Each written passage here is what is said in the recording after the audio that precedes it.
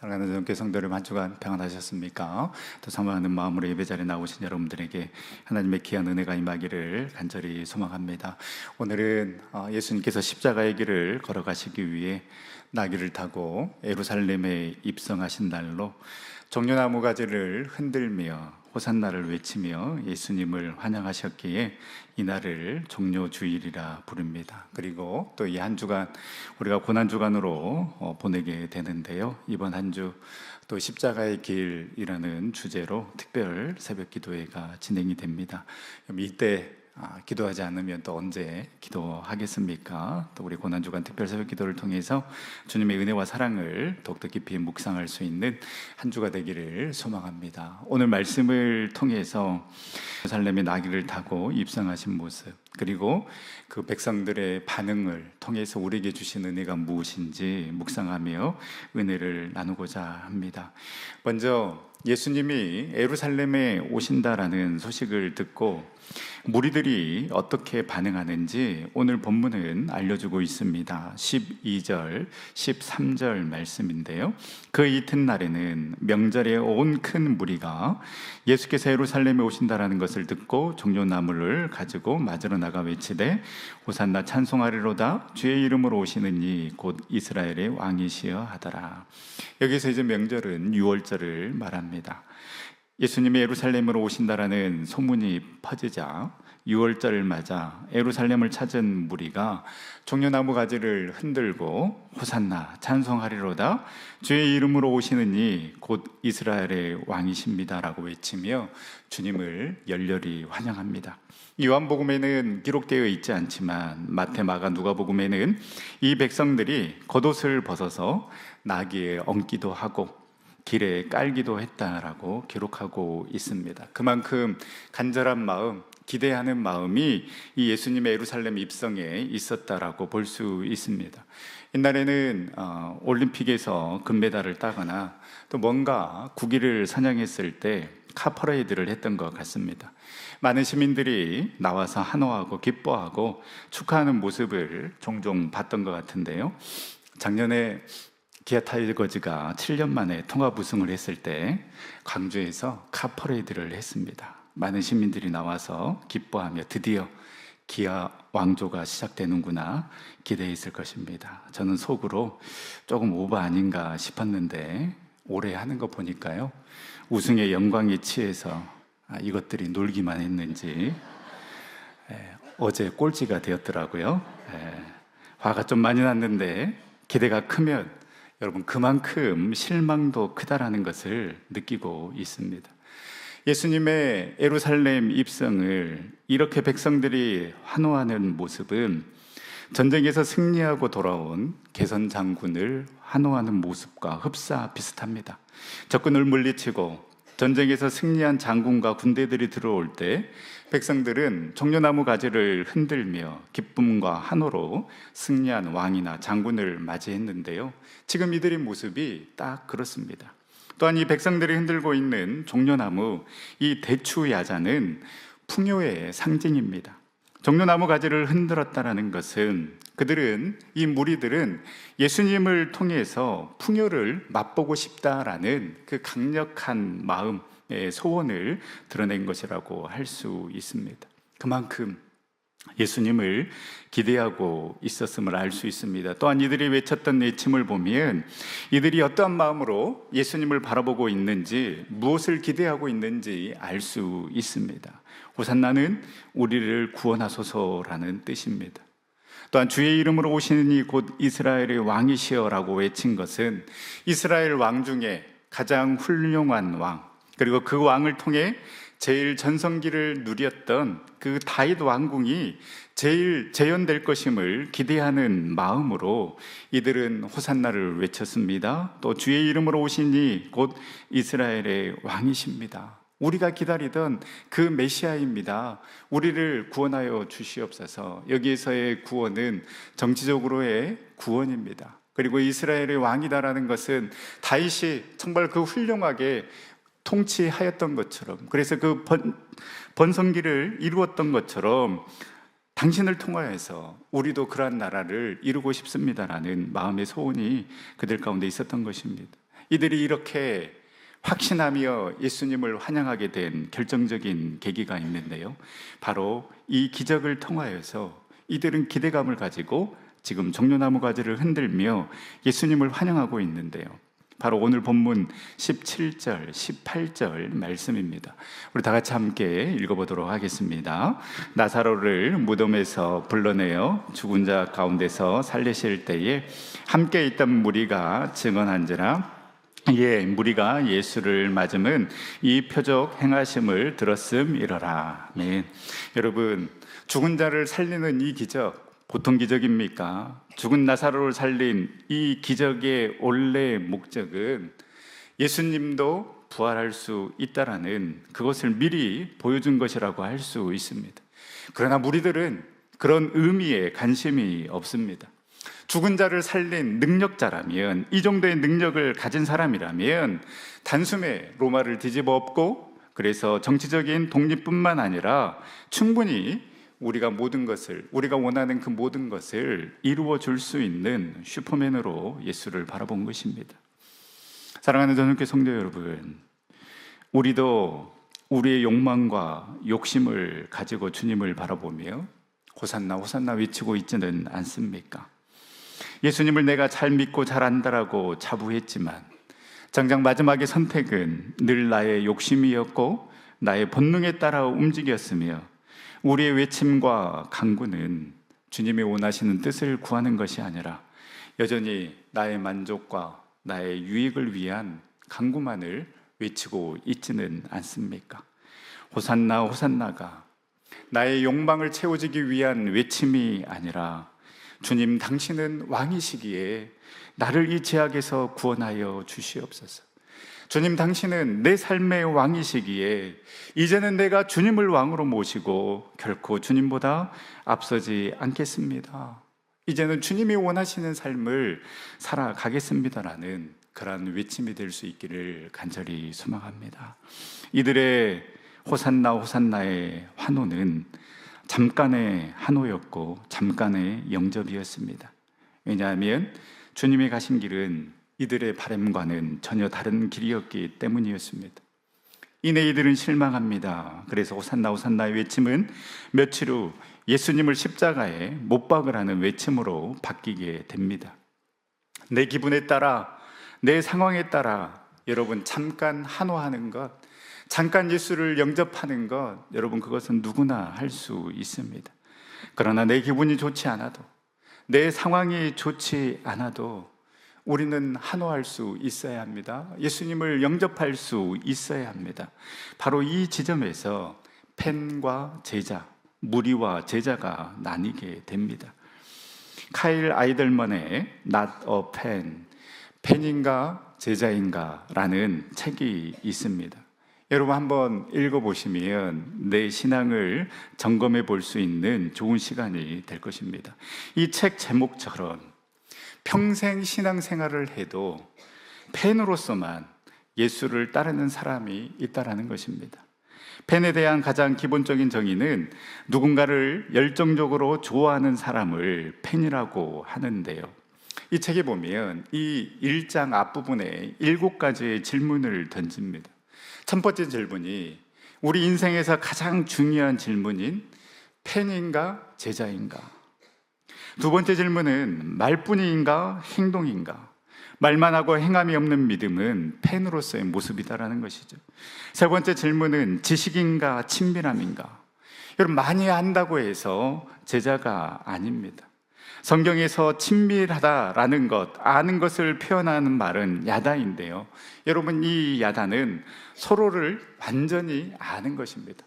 내가 누군가를 안다고 했을 때 그냥 이 사람이 나이가 몇 살이고 취미가 뭐고 이 정도의 알미 아니라 이 사람이 지나온 삶 가운데 어떠한 아픔이 있었고 슬픔이 있었고 어떻게 그 모든 것을 이겨내고 여기까지 왔는지 속속들이 그 모든 것을 안다라는 것을 의미합니다. 그러므로 팬이 아닌 제자는 예수를 경험하여 친밀하게 아는 사람이라고 할 수 있습니다. 네 번째 질문은 많은 애인 중에 한 명인가, 단 하나뿐인 애인인가? 예수님은 내가 사랑하는 사람 중 하나가 되고 싶은 것이 아니라 오직 하나의 사랑이 되고 싶은 것입니다. 그래서 예수님을 너무나 사랑한 나머지 다른 대상들을 미워하는 것처럼 보일 정도여야 여러분 제자의 삶을 살아가고 있다라고 할 수 있습니다. 다섯 번째 질문은 율법인가 은혜인가? 여러분 종교 활동을 잘한다고 제자가 되는 것이 아니라는 것이죠. 팬들도 자기들 나름대로의 열심이 있습니다. 이 예수님 당시 바리새인 사두개인들 외적인 모습, 율법의 행위에는 철저했을지 몰라도 정말 예수님이 이야기한 그 율법의 정신, 사랑과 은혜에는 무관심했습니다. 이는 제자의 모습이 아니죠. 여섯 번째 질문은 자신의 힘인가 성령 충만 아닌가? 여러분 내 힘으로 하다 보면 금방 지치게 되고 짜증과 분노가 올라오게 되는데요, 내 안의 부족함을 인정하고 성령의 능력을 의지하는 자가 제자라고 할 수 있습니다. 일곱 번째 질문은 의무인가 관계인가입니다. 주여 주여 한다고 다 제자가 아닙니다. 예수님과 친밀한 관계를 맺는 자가 자신의 삶과 물질을 깨트려 헌신할 수 있다라고 이야기하고 있습니다. 사랑하는 전성교 성도 여러분, 여러분은 팬입니까? 제자입니까? 오늘 호산나 호산나를 외쳤던 무리들처럼 예수님과는 전혀 다른 곳을 바라보며 단순히 내 욕심과 욕망을 표출하는 그러한 팬입니까? 아니면 예수님의 가신 길 나도 걸어가겠습니다라고 결단하고 그 길을 따라가고 있는 제자입니까? 여러분, 우리가 팬들처럼 내가 중심이 되고 내 기분이 중심이 되면 우리는 상황에 따라 환호하고 기뻐하다가 이들처럼 어느 순간 돌아서서 저가 남은 구원하는데 정작 자신은 구원하지 못한다라며 조롱하며 비난하는 자가 될 수 있습니다. 주님을 향한 우리의 열정과 우리의 상황이 나의 감정과 나의 기분에 따라서, 상황에 따라서 변하는 것이 아니라 우리를 향한 주님의 사랑이 변함없듯 우리 또한 변함없이 흔들림 없이 우리 주님을 사랑하고 주님을 따르는 진정한 제자의 삶을 살아가는 저와 여러분들이 될 수 있기를 간절히 소망합니다. 어쩌면 이들은 지금 호산나 호산나를 외치면서 주의 이름으로 오시는 이 곧 이스라엘의 왕이여 기대를 담아서 예수님을 환영하고 있지만 참 아이러니하게도 예수님의 모습은 너무나도 볼품이 없습니다. 왜냐하면 왕의 모습이 아니라 어린 나귀를 타고 예루살렘으로 들어오시기 때문입니다. 오늘 15절 말씀에 기록된 것처럼 예수님이 어린 나귀를 타고 예루살렘에 입성한 것은 스가랴 9장 9절 말씀, 시온에 따라 크게 기뻐할지어다 예루살렘 따라 즐거이 부를지어다 보라 내 왕이 내게 임하시나니 그는 공의로우시며 구원을 베푸시며 겸손하여서 나귀를 타나니 나귀의 작은 것 곧 나귀 새끼니라. 스가랴 선지자의 예언의 성취이면서 예수님은 이 어린 나귀를 타고 입성하는 이 모습을 통하여서 뭔가 백성들이 생각한 것처럼 정치적으로 군사적인 메시아로 오신 것이 아님을 바로 분명하게 보여준 것이라고 할 수 있습니다. 왜 우리 주님은 아무도 타지 않은 그 어린 새끼 나귀를 타시고 예루살렘으로 입성했을까요? 충분히 자란 나귀를 탔으면 예수님도 나귀도 별로 힘들지 않았을 것입니다. 그런데 나귀 새끼한테는 예수님이 상당히 무거웠을 것입니다. 이 어린 나귀 새끼에는 예수님 외에 다른 것을 더 태울 여력이 없습니다. 이 어린 나귀 새끼는 오직 예수님만 태울 수 있었습니다. 우리도 나귀 새끼처럼 예수님만 태울 수 있기를 소망합니다. 우리는 좀 더 크게를 외칩니다. 그래서 거기에 예수님도 태우고 돈도 태우고 명예도 태우고 내가 온갖 가지고 싶은 것들을 다 태우기를 원합니다. 자꾸만 두 주인을 섬기려고 하니 진짜 주인을 놓치는 것입니다. 예수님만 태워야 하는데 이것저것 다 태우다 보니 늘 머뭇머뭇하는 것입니다. 사랑하는 전성교회 성도 여러분, 우리가 이 어린 새끼 나귀처럼 오직 우리 주님만, 오직 우리 주님만 태워서 다른 것 바라보지 아니하고 머뭇머뭇하지 아니하고 예수님이 인도하시는 대로, 그 예수님이 이끄시는 대로 순종하며 믿음의 길 걸어가는 우리 전생 모든 성도님들 다 될 수 있기를 간절히 소망합니다. 이렇게 나귀를 타고 입성하신 것은 사실 무리들 뿐만이 아니라 제자들도 이해하지 못하고 깨닫지 못했습니다. 16절 말씀에 보면 제자들은 처음에 이 일을 깨닫지 못하였다가 예수께서 영광을 얻으신 후에야 이것이 예수께 대하여 기록된 것임과 사람들이 예수께 이같이 한 것임이 생각났더라. 왜 이 능력 많으신 분이 백마를 타고 온 것도 아니고 이 어린 나귀를 타고 오실까? 처음에는 이 제자들도 깨닫지 못했지만 나중에야 예수님의 이 모습이 구약의 선지자가 예언했던 언약의 성취임을 알게 되었다라고 고백하고 있습니다.